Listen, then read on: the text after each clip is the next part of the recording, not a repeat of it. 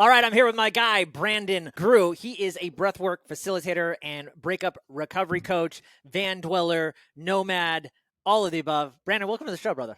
Joel, thanks for having me, brother. I'm stoked. Yeah, super excited to have you on. I've gotten a chance to get to know you a little bit and actually gone through some of your breath work. And, I don't tell a lot of people this, but your breath work, I ended up kind of crying during one of your sessions, and it was pretty powerful. So we'll definitely talk into that and why would I do that? Why would I be crying? I'm just breathing. Why would that happen? But you're going to explain all that. But before we even go down that path, I'm always just curious, you've really made this your life mission to deliver breath work in this powerful way. And I'm just curious why, why do you find it such a powerful tool to unlocking people's higher selves or their potential and getting them maybe to move past some of these blocks? Was there something that occurred in your life and you're just like, this is so important, I need to get this out in the world and really make this my mission right now? Yeah, I mean that is exactly what happened. I'll go back to the start. Was when I first discovered breathwork. My first breathwork ceremony was in the fall of 2019. I was backpacking through Mexico, and it was the last week of this trip. I'd been down there for about 6 weeks at this point. And the last week I got the news that one of my best friends passed away unexpectedly. Super hard to process that, traveling through Mexico. I was on my own that last bit, and I was pretty much just like drinking myself to sleep, like a liter of tequila every night, because that was the only way I kind of knew how to process that news at the time. And I ended up booking a stay at this retreat center. I didn't know it was a retreat center before I booked it. It was advertised beachside bungalow, $40 a night. I had been spending $8 a night for the past 5 weeks in hostels. And I was like, fuck it. I'm going to bowl out. Yeah. Yeah. And I treat myself. I did, it was a retreat center. They do juice cleanses, and there happened to be a breathwork facilitator doing like a 2-week facilitator training course. I had no idea what breathwork was at that point or that it even existed, but I got to know her over a couple of days and just kind of told her what I was moving through and trying to process. And she was like, hey, you got to give this breathwork thing a try. Like, it will be very powerful as you work through the grieving process. And I said, let's do it. And I can honestly say that I feel like I worked through what I would consider the entirety of the grieving process in that 1 hour. Wow. It was obviously I was in an incredibly vulnerable and open state. I was just cracked wide open after hearing and receiving that news. So, the first half of the journey, I would say that it was full of just fucking anger and pain and sadness and grief and just uncontrollable tears. Just that like ugly crying, you know what I mean? Where it's just, I couldn't catch my breath. It was a lot. And then midway through it just shifted to this feeling of acceptance that he was gone. There was nothing that I could do to change that. And that acceptance then eventually led into this just like abundance of gratitude for having him in my life for the time that I did. And to this day, I finished that journey, and to this day, that's how I still feel about his passing. I don't find myself to be that creative in terms of like artisticness, like writing, drawing, whatever. And right after I wrote this insane poem that I was like so proud of, that I read at his celebration of life, I was just like so clear, so accepting. And yeah, that was all through that one breathwork session. I was just blown away. Fast forward like 6 months, I ended up joining a 12-week men's emotional awareness program during COVID. And the founder of that was facilitating the same kind of breathwork every Sunday as part of the 12-week program. And that just became like my church. I was living in my van. I had to have 4 bars of service on my phone so that my hotspot would work and that I could hop on the Zoom call and do breath work. Wow. That's incredible. I was just thinking too, I've had some other people on the podcast, such as like Dr. Bradley Nelson, who talks about the emotion code and how, there's books like The Body Track Keeps Score, and these emotions can get trapped in us. And there's various ways, of course, you can get them removed from your body, but these emotions create like a disharmony, this vibrational flow that can really interfere or get trapped in the body. And that can lead to disease and health and issues and stuff like that. And so I was just thinking, as you were talking about that, how probably there's something that has to do with the breath and vibration and harmony, and there's something that's probably happening, you could even speak more of, that is causing that release in what those practitioners are doing versus what you're doing, what you're facilitating. I don't know. Yeah, and that is the beauty of breathwork, right? Like it is a full somatic experience, right? You can tap into areas of the body that do store those suppressed or repressed traumas, the fears, the doubts, the worries, the limiting beliefs, the stress, the anxiety, things that can't, parts of you that can't be accessed through traditional cognitive speech therapy. Right? And that is why it's so powerful. You know, people get done and they're like, I've been going to therapy for the last 10 years and I just worked through more shit in that 1 hour than I had in the last 20 sessions.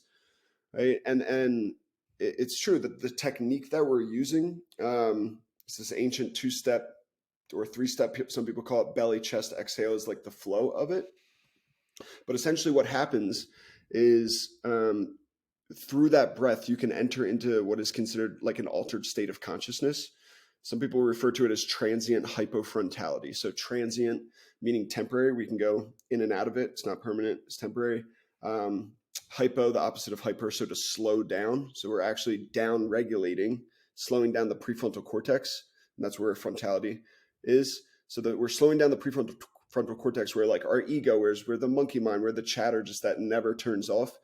So it's an opportunity to really like kind of shut that down, and we drop out of our thinking analytical monkey mind and into the feeling body, out of the head and into the heart space. Right? And that's why it can be such an energetic and emotional release. Like you said, I would say 95% of people cry during breathwork. And, you know, I can say every time I do breathwork, I cry, and it's not necessarily always associated with a specific memory or trauma or experience.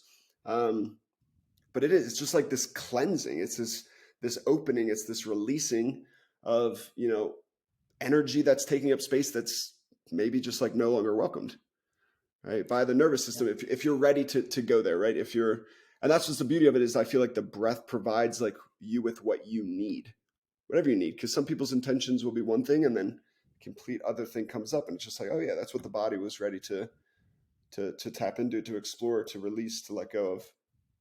Yeah, and so I'm curious too, because you know there's so many, Wim Hof and everything has been really made breathwork popular, and there's so many different types of breathwork you can do. And you just said you had that experience in Mexico, then you did this 12-week. What happened after the 12-week? Then did you go on to multiple breathwork certifications, and is there one that you've kind of gravitated to? And again, that's a loaded question, Brandon, because and I'm just curious what this is a personal question for you. Like, what did you gravitate to? But at the same time, there's so many. Like, if you're doing Wim Hof, you might be doing it for the cold. And if you're doing the type of breath work you're doing, you might be doing it to release trapped emotions. So there's kind of, I'm sure, like a buffet of breath work that you can use for whatever you're looking for. Yeah, there is. I specifically went through Revelation Breathwork is their name. Jason and Mara, amazing, incredible couple, and they have a facilitator training program, and that's who Chris from the Unshakable Man. That's who he went through. So it just felt like this natural progression, right, to like go through them. So that's what I did, and yeah, I went through their first level, their second level of breathwork facilitator training with them. And then, you know, I was in between. Before this, I was hospitality, food and beverage, bartender, beverage director at a fine dining restaurant in Vail. I had, you know, that's what I thought I was going to do pretty much for the rest of my life. And I loved it. You know, I was passionate about spirits and creating cocktails, and, you know, passionate about making sure the people that came into my restaurant were having the best night that they possibly could. And at the same time, it never really felt connected to purpose, right, in any Yeah. way. And until I got into this work, now, you know, passion and purpose is pretty aligned, which is incredible. And I feel super grateful and lucky that, you know, that's where I'm at. But yeah, working and getting certified in breath work, and then just doing more work with my coach. It was is when the light bulb went off of like, hey, what he's doing for me and combining this breath work feels aligned with how I can, you know, go out and serve others.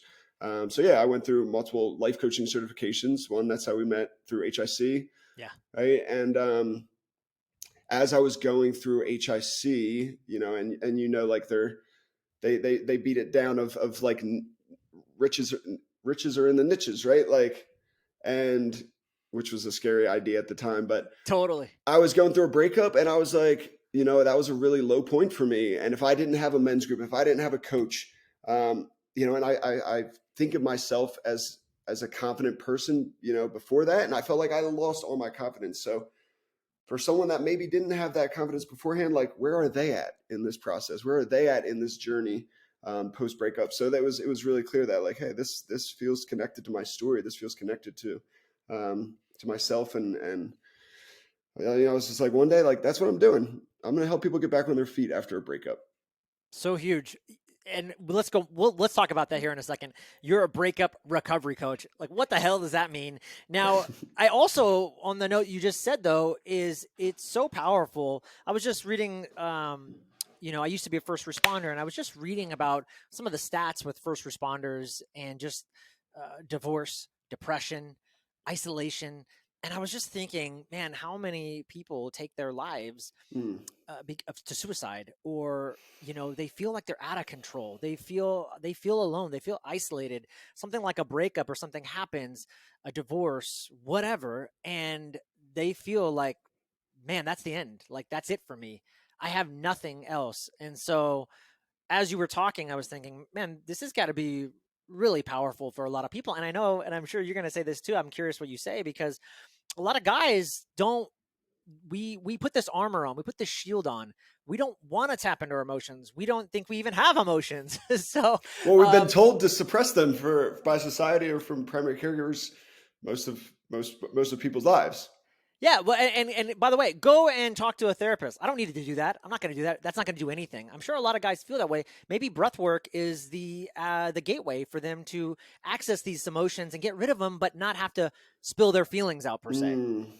Yeah, I'm glad you mentioned that, because it does. That's exactly what the breathwork does, right? It does like take that armor and just like pull it away, and just like it just melts away. And um, it's been so powerful to witness, especially men, like you mentioned, like show up to these experiences like, this is woo woo shit. Like I'm not going to get anything out of this, and then just be fully cracked open and cry their heart out, and get to the point where they're blown away by the experience, and can't remember the last time they actually had the opportunity to cry or actually felt safe enough to cry.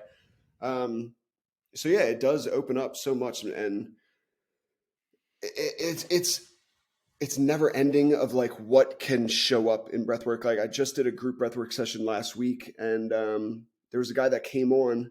I'll share a couple stories. He came on and he said that he hadn't spoken to his father in over 5 years, Mm.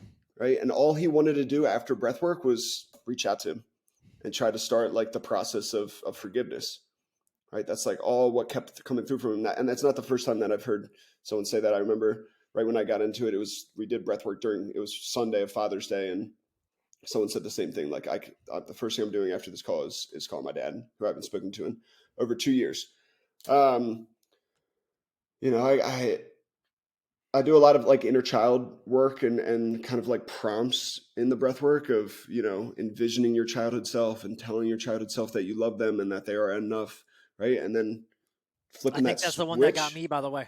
That's the one Yeah. that got And me. It really flipping the cracked me open. switch, Wow. and then saying like, hey, now, receive those same words from your childhood self, right? Like, you are crushing it. I do love you. I see you. I'm proud of you. Right? It is powerful, powerful stuff. And um, that is why I use that for week one with every single one of my coaching clients. Because it's like, all right, well, let's fucking go in, right? Like, let's start it off with a bang, and let's see what really is under those layers, right? That you might have been suppressing or pushing down for years, or whoever knows how long, and let's bring some of that up, and use that as like the next steps in this journey of healing, as you navigate this expired relationship. Yeah. Talk about, and I asked you this, I tend to do this. I'll ask a question, but then I'll ask 3 questions in one question.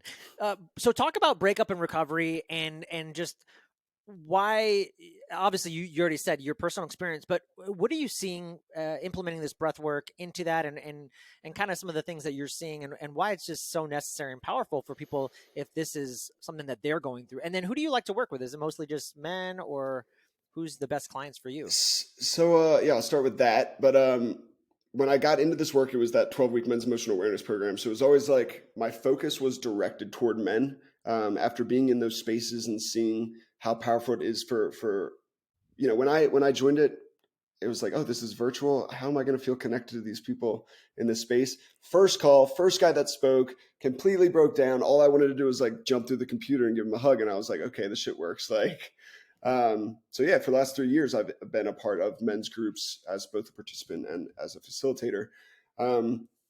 So I have a deep passion for men's work and men's emotional awareness and creating spaces for men to feel not only safe enough to open up, but we talk a lot about like brave space to like feel brave enough to show up authentically and as they are, and just be able to be seen and to share what's actually they're actually struggling with, right? Because some people just have their partner, and then everyone else at work is talking about sports and talking about this and that, and Work is very superficial. very superficial. People aren't really getting deep at work, from what Definitely not discovered. And not outside of work either with those people. Right, and in police work, we have what's called choir practice, or we have which is AKA we are drinking. We're having let's have a drink. Let's tune out. Let's talk shit about our significant other and how it's just kind of, oh yeah, I have that, or yeah, my kid's an asshole too, right? It's that kind of talk. No one's really going deep and unrevealing those layers of like, yeah, but besides that, like, how do we get to the root cause of this? And don't you want to feel better? Don't you want to be thriving? Don't you want to have a great life? Don't you want to have a great marriage and a great relationship with your kids? Right? Those are the deep questions that no one wants to talk about. Yep. Mostly. I agree, and it's sad to see it, and in these men's groups, what I usually hear most is that men don't have other men in their life that they can share this stuff with. So that's what they're craving. That's what they're seeking. But I work with everyone. I work with men and women, and honestly, as much as I talk about men's work and run men's groups, like the majority of my one-on-one clients do identify as a woman. So, but yeah, I work with all people, and it's been really rewarding. Yeah, it is attached to my story. That's obviously how I got into it.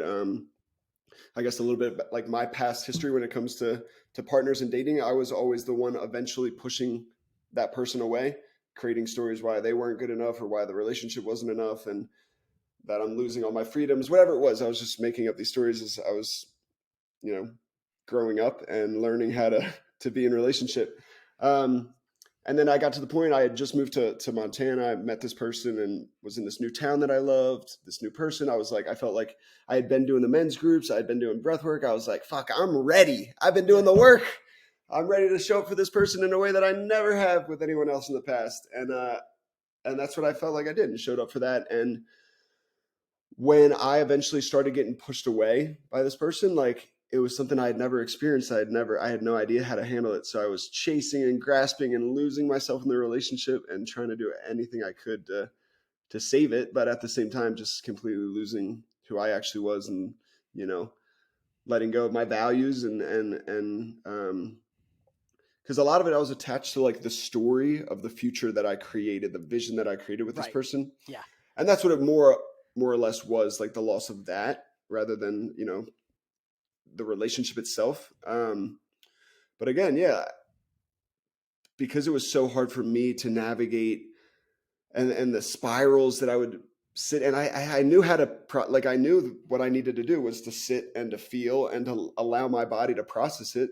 And I usually wouldn't do a good job at that because I would go party or go snowboard or skydive, whatever I could to like kind of not have to feel that. But during that time, I ended up breaking a rib as I was like processing it. So I had no choice but to sit. It was like my higher power telling me like, no, like you didn't want to sit. It's fucking, this is how we're going to get you to sit and to feel and to process and to, to really like go inward. Right. And take accountability for my part and learn from the relationship and, take away so many things that I needed to, and use that as like my catalyst for my deepest growth and my deepest expansion. And that's like the perspective that I try to pull from when I coach is like, hey, how can we see this as, I'll use a quote from John Kim, one of my mentors, the angry therapist. He always says like, hey, like, how can you see this breakup as now the richest soil for your growth?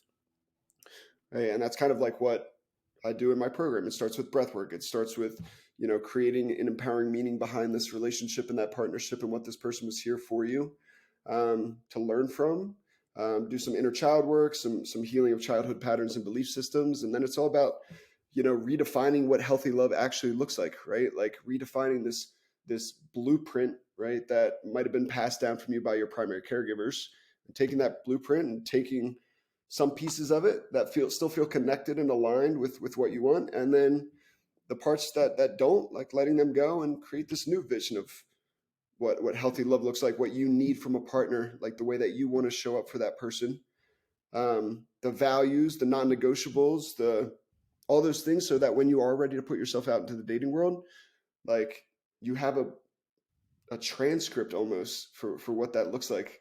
And yeah, my goal pretty much is at the end of my 8 weeks is for people to just be resoundingly secure in who they are and what they offer, that they will not lose themselves again. They will not settle for less than they deserve. Yeah. Right. Huge. There's so many times, and I work with, I coach as well, and just people you come across in life. You realize so many of them they're not really clear on who they stand for, what their values are, and their North Star, and what they really want. And so when it gets tough, when life gets tough, man, they get lost in the sea without a rudder. And so the work you're doing is really, really powerful, because it's going to happen. The sea it can get angry. The sea can push you around. It's not going to be tranquil waters all the time. And it's easy to be at your best when the waters are calm. But what about Yeah. when it gets tough? And so that's huge. And yeah, it's not supposed to be tranquil, right? Like that's where the growth occurs, and from these hardships, right? From these times that, but it's not everyone has the ability to navigate it on your own, and I don't think you're supposed to, right? Like when I think of community, when I think of the ability to grow and expand, it's not solo. Yeah. It's in surrounded by people that are pushing you, surrounded by people that are inspiring you, right? Surrounded by people that are getting you out of your comfort zone. So true. It's we push away that danger because we're just biologically wired to it. But that's where the growth comes. So it's like when you start to accept it and realize it's like, man, there's so much growth on the other side of it. So Mm. so funny. I was just at a men's group. It was actually a men's group slash kids with our boys doing kind of like a rite of passage slash Was that men's with group. Dan Doty? No, Tim Corcoran. Tim Uh, Corcoran. That sounds familiar and too. yeah, he's in Idaho. And it's interesting what you said though about community, and there were about 9 families. Actually, we ended up with 7 by the end of the trip. It was a 5-day trip, and we had to end with building a shelter that out of twigs, uh, dirt, and trees, whatever we could find. And it took 6 hours at least of me just working, like straight work, to build this. And you had to get it done in a certain time, or else you weren't going to have your shelter if it was going to be dark, and you had to sleep in it that night. And challenging for a city boy like myself. And but we had community. There were other guys, there were other men there. There were other boys there, and I just thought about that too. Like we've lost a lot of that, Brandon, and Mm. we forget about that community. We forget about that bonfire of men at the circle, and connecting with them. And I just think that's so lost. And I'm so proud to know that you're doing that work. It's so powerful. Yeah, I just got the chills kind of hearing you share that story, and I think it's so powerful. And so, yeah, I just honor you for doing that with your son, and that's incredible work. So thank you. It took and I'll just say the last thing I'll say on that is you mentioned we need to have other people, community in our life. My wife is my biggest life coach. Mm. She sees all my blind spots, and those I would never have done this trip if it wasn't for someone like her pointing that out. She always jokes around like, I don't know why you hire any of these other coaches. Like, you could be paying me $5,000. I'm the best coach, and she's right. I resist her the most, but she usually tells the truth, unlike anyone else. And so when I look at it and how can I be better? What are my blind spots? What am I missing? Usually I get some good answers. And so that's what led me on that path. And I know what you're saying. A lot of us are missing the mark on what it really means to be a dad, what it really means to be a man. And I Mm. think you're nailing it. So I'm really happy with your work. Um, Really quick, I wanted to ask you why, not why, but have you found in your experience, because you said you started off with that one breathwork session in the beginning, do you find that people need to go through multiple, or usually is it one enough, or should people not go through so many all at once in 8 weeks? What's your take on that? Yeah, so I mean, one can have incredibly powerful benefits. Usually when and I usually only do one in the 8 weeks. It's like that's how we kick it off, and then each call we do some breath work to ground down or to Yeah. activate different types of breathing exercises depending on where they are at that day in particularly. But Yeah, I mean, when I was on my deepest like journey of growth, that was during that 12-week men's program. You know, that was once a week breath work, and that was amazing.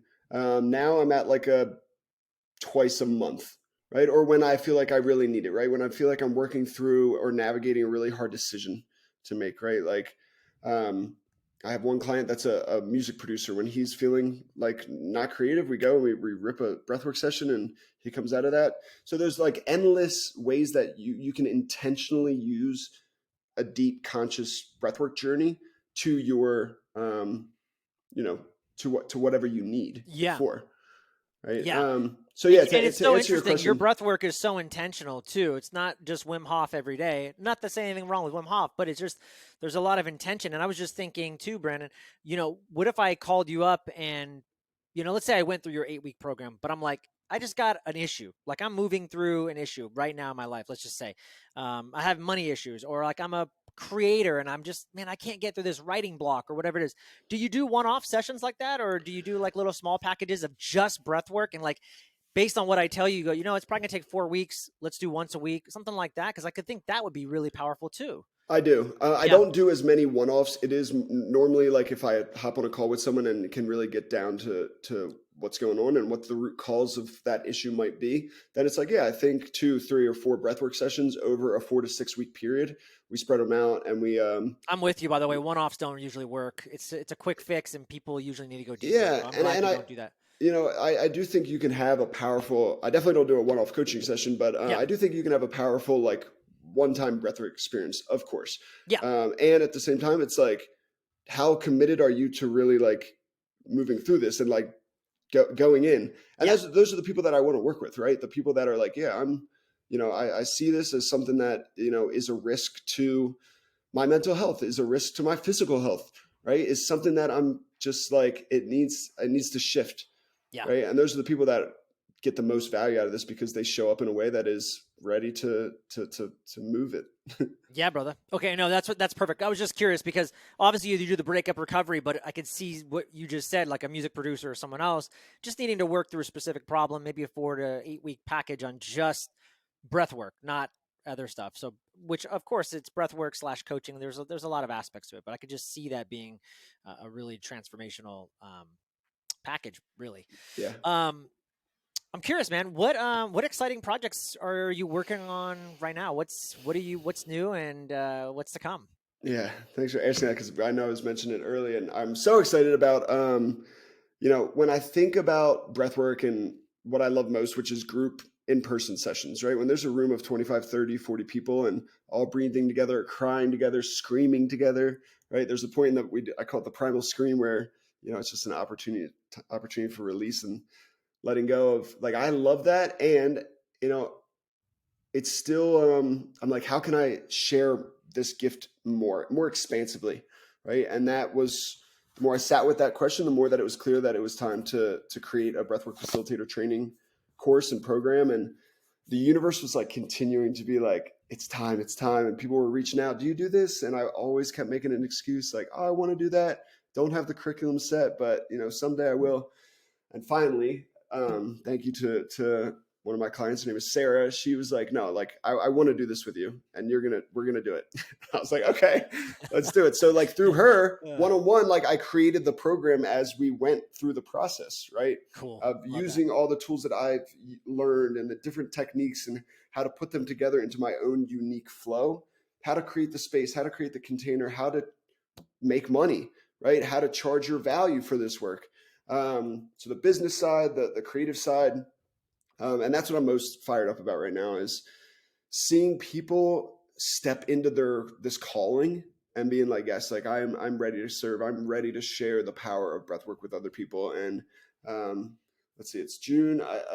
Have 5 people in the breathwork facilitator training course right now, and I'm so just like grateful and stoked to lead, right? Yeah. And like that's wild. It's I forget to slow down and to appreciate, you know, and to celebrate, right? Like what I'm doing and how I'm showing up. And yeah, I'm getting emotional right now thinking about it I could because tell. I Yeah. don't take the time enough to do that. And but yeah, I am proud. I Yeah. appreciate it.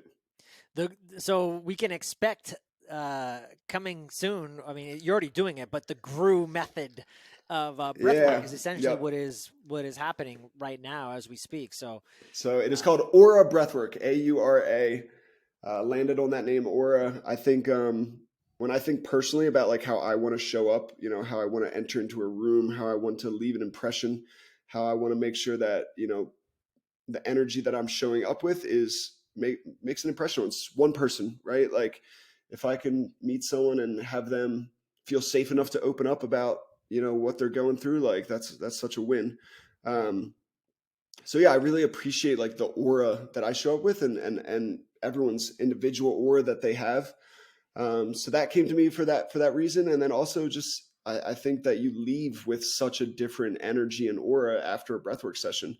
It's so true. clear to see people, you know, even if you've just cried for the last 45 minutes straight, like you are leaving with this different energy, this different aura, and you're going to go out into the world with that energy. So stoked about the name. I'm stoked about the branding, and yeah, I'm excited about the audience and the expansion that I can reach through breathwork facilitator training, and just excited to see where it can go. Right, it's just one-on-one, doing it virtually right now, and then when I think of a vision, it's, you know, in person, a weekend long retreat. It's, you know, working through all the imposter syndrome and the fears that are associated with stepping into this work, because it is a lot. Like it's a Yeah. lot to say like, hey, like this is who I am and this is what I'm doing and this is what I'm committing to, you know, and it's scary as shit.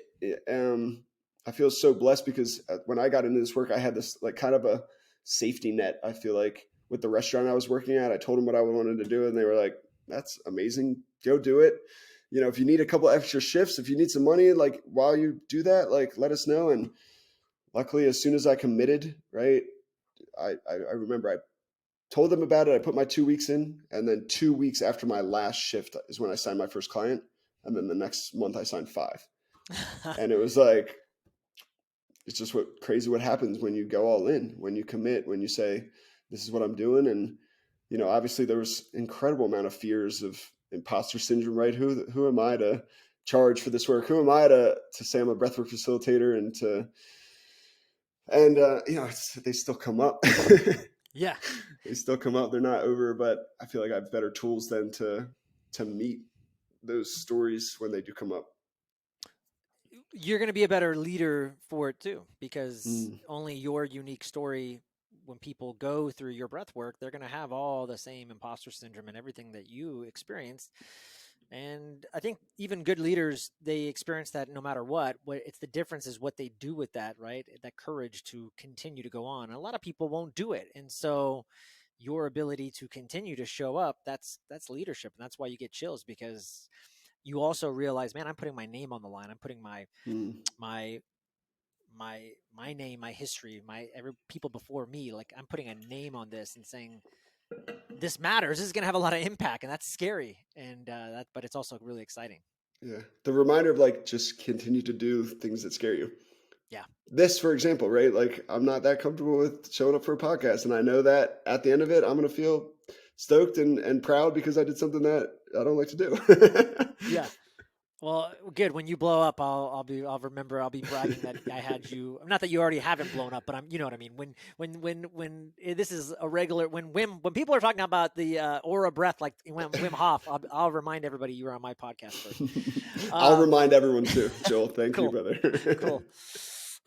Dude, I want to kind of jump into some just final round questions that I like to ask all my guests. But before we do, anything I didn't ask you that you wish I had, or Um, man, I feel pretty complete. I think you know, for anyone that's listening to just not be afraid to reach out, right? To anyone if you're struggling in any way at all, like don't be shy, reach out. There's other people. Um, the more I do this work, the more that when I see someone, you know, speak up and share about what they're going through, it gives other people to say, hey, like, yeah, man, like I'm going through that too, right? Or I've gone through that. We all have. But it's when you can humanize it in a way that it's like, hey, it's not just me, right? That creates this opportunity for to continue to receive the help that people need. And yeah, like seek out a group if you identify as a man and you're feel like you need some men in your life, like Google men's groups in your area, and they are powerful, powerful spaces. And there's something that I look forward to continuing to be a part of, and to both as a participant and as a facilitator. Yeah. Awesome stuff. Actually, I have one last question before we jump into the final round. Do you, for your Aura Breathwork certification, is that like an 8-week course, or what is that looking like also if people are interested? And then do you have a website yet, or is the best way just to go to brandongroux.com and kind of check you out there? What's the best way? BrandonGrew.com, and like my Instagram is best, Brandon.Grew. I do have aurabreathwork.com. It's not created yet, but I got the website, I got Cool. the Instagram, so it's all It's coming coming. together. I got Yeah. the logo. It feels really, really exciting. So that is the best way. Yeah, and it's an 8-week program. Right now, I've been doing it just one-on-one. I wanted it to be pretty intensive. Excuse me. A nice Um, intimate experience, and that's good too. You'll always iterate and change things up based on people's feedback, so that's always good. yeah, and that's exactly what's happening, right? I'm learning more about what people need. I'm learning more about what their fears are and what I can do to fill those gaps, right, with each different person. When it comes to, I mean, I want them to have as much information as all the information that I know about how to create the space and the journey and the connection for people to feel right. And that's what I feel like I do best at is, in order for people to go really deep in breath work, they have to feel like they are safe, physically safe, and safe to be fully emotional and vulnerable. And that is what allows them to go deep. And that's the feedback that I get, is like the space that I'm creating for people. And I'm really trying to help people learn how to make those intimate connections, while facilitating, so that people can have a similar experience with them. Yeah, awesome stuff, dude. All right, let's wrap it up. We'll go into some final round questions, and then I'll let everybody know where they can find you and learn more about you. Cool. I'm curious for you. Was there a choice or choices that you think you made in your life that made you who you are? Is there any one of them that stands out the most, Um, any one choice that made or me just who I am? choices? Maybe what are some choices that you think made you who you are today? Yeah, I think something that I'm proud of, something that I sit with a lot, is my ability to like trust my decision making, right? And just like I do, and I've always done like what I want to do, right? I graduated college from University of Delaware, and before that I said, if I don't have a plan, I'm going to move to Boulder, Colorado. So I moved to Boulder, Colorado, and then after that, I was like, oh, I love the mountains, so I'm going to move to Vail. I moved to Vail. I lived there for 5 years, and then I was like, oh, I've always wanted to live in a van, so I'm going to do that. I'm going to buy a van. For three Um, years, by the way, you did. I It wasn't lived in just there for like, three oh, I did it years, for a little bit. You did it for right? 3 years. Like That's a pretty good stint, man. I'm a licensed skydiver. I have 430 skydives. I want to learn to skydive. I'm going to do it. I'm a base jumper. I want to learn to base jump. What am I going to do? I have to have this many skydives. I have to go take this course if I want to base jump, right? And I think all of that is because I understand we only get one shot. We only get one life to do all these things, right? And I want to pack it in. I don't want to ever, wish I did something. And that's what for base jumping was for me. Is obviously it's an intense sport, and I just kept having this feeling that if anything were to happen, that would be one thing that I was like, man, I never got to experience what it would be like to stay on the edge of that cliff or that bridge and know that I could jump and save my own life, right? And so I did it, right? My ability to move from like place to place, and now I feel like I'm going on a tangent. To answer your question, I'm proud of my ability to trust my decision making, right? And my coach said something really powerful to me when I have struggled to make decisions, right? He said, just close your eyes, take a deep breath, put your hand over your heart, and say, I trust you to make the right decision, right? And then my body instantly answers with, yeah, like that's what I need to do. That's so wonderful. There's a little meditation that I'll do occasionally, and similar to what you said, it was actually something that Tony Robbins I've heard say, which I'm sure he's heard from others. But he said, the head is great for strategy, but the heart Mm. knows the answer at its deepest core. And I'm with you. I've used something similar to that where I ask my heart, what's the answer, not the head, because the head can be really great for some strategy. But sometimes in these really emotional situations, when the world feels like it's caving in for you, the heart has always seemed to guide me in the right direction. So I love that you did that. That's That's so cool. beautiful. Thank you. I love that also. Just the last thing I'll say is, yeah, that trust and decision making and being decisive and taking courageous action. It's so funny to hear you say, you're like, I'm going on a tangent, but really I was listening to everything you were saying. And I'm like, yeah, I mean, the things, someone looking on the outside of your life would say, man, that guy's courageous. He's brave. And I mean, for you, you're like, no, I'm just doing what I'm supposed to do. Or I might even feel like an imposter, but like most people wouldn't even dream of doing that, to take those decisive actions. And we talk about that a lot in HIC, being decisive, taking action, getting out of your comfort zone. It's really hard to do. And most people actually don't do it. And so I love that that's something that you exercise regularly and just trusting that. That's Yeah. so cool. And I think I've noticed like my nervous system, my body starts to go in freak out mode a little bit when I start to feel too comfortable. Like it's good. Like, this is like, what are we doing here? Like, we got to get out of this comfort. Yeah. It's not healthy. Yeah. I'm curious, man, you're doing obviously so much in the health and wellness and mental health space. Who's someone in that area that inspires you? Yeah. Shout out to my boy, John Kim. He's a good friend now, and he's brought me onto the team to run retreats with him in Idlewild, California. And, it's someone that I look up to in the space, especially with like relationship, breakup recovery work. He's an author. He's written some great books. I Used to Be a Miserable Fuck. Amazing book. Single on Purpose. Amazing book. All about, creating a better relationship with yourself. But yeah, he's someone that I really look up to, in the way that he shows up on social media is pretty just so authentic. He's not worried about what his videos look like, what he looks like.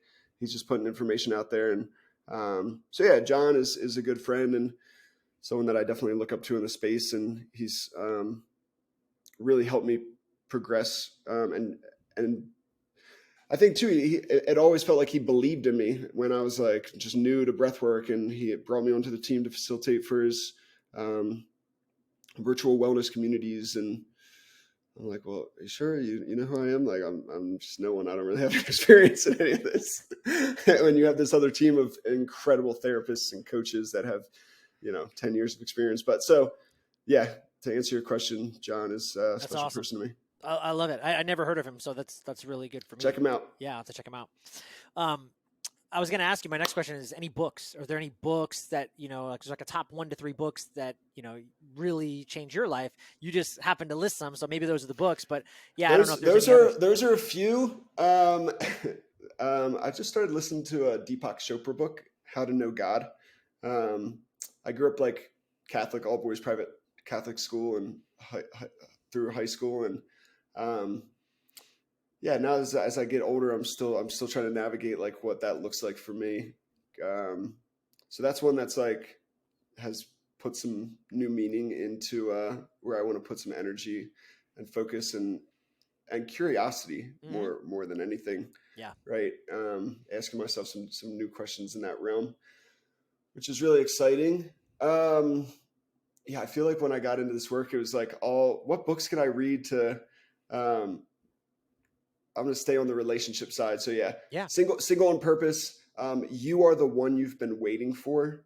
I really struggle with like codependency. I really struggle with like enmeshment in relationship and like wanting to go all in and needing that person to feel validated or to whatever.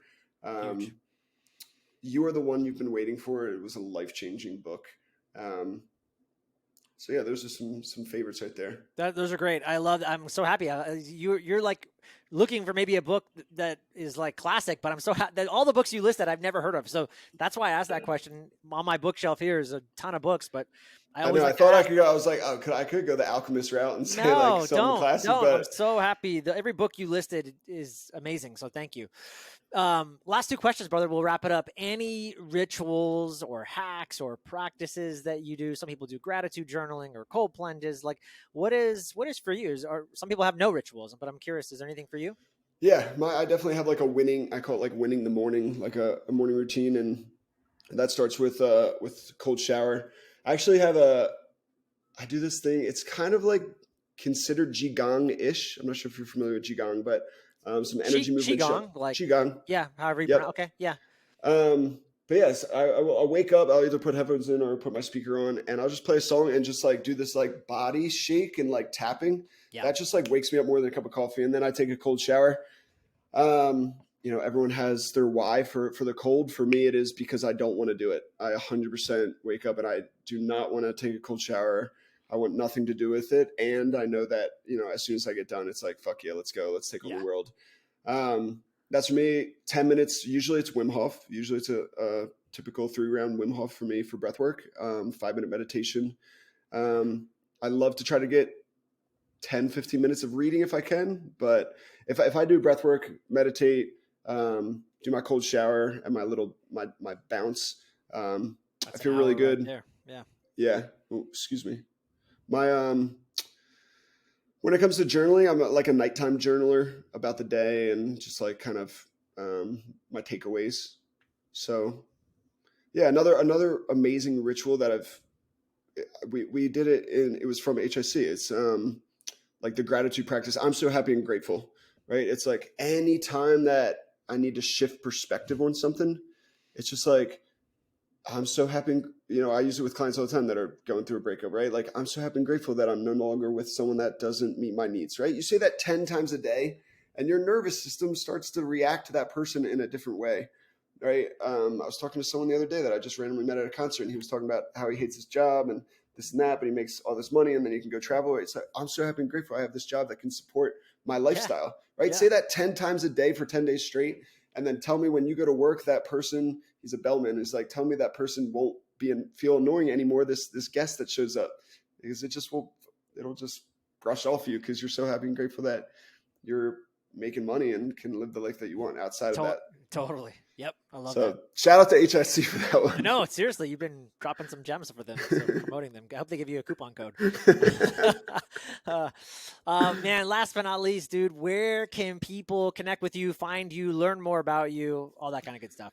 Yeah, Brandon.Groux is my Instagram, brandongrew.com. Yeah, look out for Aura Breathwork. I'm really stoked about that. Really excited to just see what that can kind of mold into and turn into. And hopefully one day it's an in-person multi-day retreat where we're doing some deep work that includes leaving with a breathworks certification. That's amazing, dude. Amazing stuff. Brandon Groux, thanks for being on the show, brother. Appreciate you. Joel, thank you so much for having me, man. I appreciate you.